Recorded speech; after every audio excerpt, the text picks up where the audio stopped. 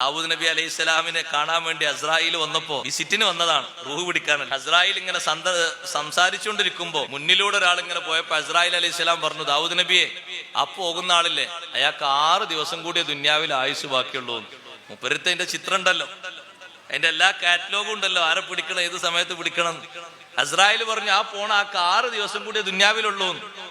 ദാവൂദ് നബി അലൈഹി സ്വലാം 2, 3, 4 കൊല്ലം കഴിഞ്ഞിട്ട് ഈ മനുഷ്യനെ കണ്ടപ്പോ ദാവൂദ് നബി ചിന്തിച്ചു, പടച്ചോനെ ഇയാളെ പറ്റിയല്ലേ എന്ന് 6 ദിവസം ഉള്ളൂ എന്ന് പറഞ്ഞു, ഇയാൾ ഇപ്പോഴും ജീവിച്ചിരിക്കണ്ടല്ലോ, മരിച്ചിട്ട് പിന്നെയും ജീവിച്ചു. അസ്രായിൽ അലൈഹി സ്വലാം പിന്നൊരിക്കൽ വന്നപ്പോ ചോദിച്ചാൽ നിങ്ങൾ 6 ദിവസം ഉള്ളൂ എന്ന് പറഞ്ഞാൽ ഇപ്പോഴും ഹയാത്തിലുണ്ടല്ലോ, അത് നിങ്ങൾ കേൾക്കണോ? നേരെ പിറ്റേന്ന് അയാൾ ചേർക്കപ്പെടാത്തൊരു ബന്ധം ഉണ്ടായിരുന്നു, മുറിഞ്ഞു കിടക്കുന്ന ഒരു ബന്ധം. ആ ബന്ധം ചേർത്തിട്ട് ബന്ധം ഉഷാറായപ്പോ അള്ളാഹു തആല ഒരു 20 കൊല്ലത്തെ ആയുസ്സും കൂടി നീട്ടിക്കൊടുത്തിട്ടുണ്ട്. 1 കൊല്ലല്ല, 20 കൊല്ലത്തെ ആയുസ് കൂടി അള്ളാഹു തആല നീട്ടിക്കൊടുത്തിട്ടുണ്ട്. ഇനി ബാക്കിയുള്ള കൊല്ലം കൂടി കഴിഞ്ഞിട്ട് ആള് മരിക്കുള്ളൂ. ആയുസ് നീളാനൊക്കെ എന്തും ചെയ്യൂല, നമ്മൾ എന്തും ചെയ്യും.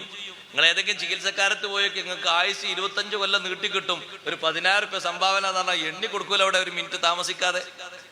ഒരു ചെലവുമില്ല, ഒറ്റ കാര്യമുള്ളൂ, സിലത്തുർ റഹിം, കുടുംബബന്ധം ചേർക്കുന്നത് ദുന്യാവിലും ആഖിറത്തിലും സമൃദ്ധി ലഭിക്കുന്ന കാര്യമാണ്.